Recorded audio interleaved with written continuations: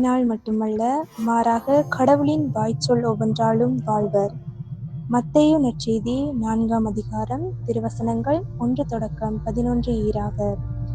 அக்காலத்தில் ஜேசு அலகையினால் சோதிக்கப்படுவதற்காக பாலை நிலத்திற்கு தூய ஆவியால் அழைத்து செல்லப்பட்டார். அவர் 40 நாள் இரவும் பகலும் நோன்பிருந்தார். அதன் பின் பசி உற்றார். சோதிக்கிறவன் அவரை அணுகி, நீர் இறைமகன் என்றால் இந்த கற்கள் அப்பமாகும்படி கட்டளையிடும் என்றான்.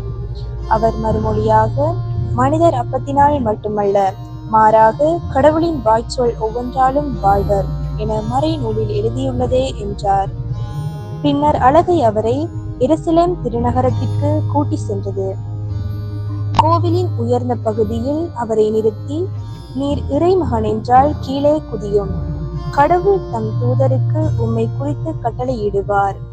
உமது கால் கல்லின் மோதாதபடி அவர்கள் தங்கள் கைகளில் உம்மை தாங்கிக் கொள்வார்கள் என்று மறைநூலில் எழுதியுள்ளது என்று அலகை அவரிடம் சொன்னது. ஜேசு அதனிடம், உன் கடவுளாகிய ஆண்டவரை சோதிக்க வேண்டாம் எனவும் எழுதியுள்ளதே என்று சொன்னார்.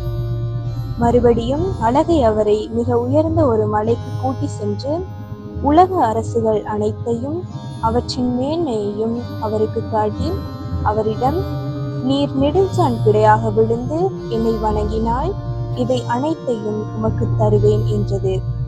அப்போது ஜேசு அதனை பார்த்து, அகன்று போ சாத்தானே, உன் கடவுளாகிய ஆண்டவரை வணங்கி அவர் ஒருவருக்கே பணி செய் என்றும் மறைநூலில் எழுதியுள்ளது என்றார். பின்னர் அலகை அவரை விட்டு அகன்றது. உடனே வானதூதர் வந்து அவருக்கு பணிவிடை செய்தனர். இது ஆண்டவர் வழங்கும் அருள்வாக்கு. கிறிஸ்துவே உமக்கு புகழ்.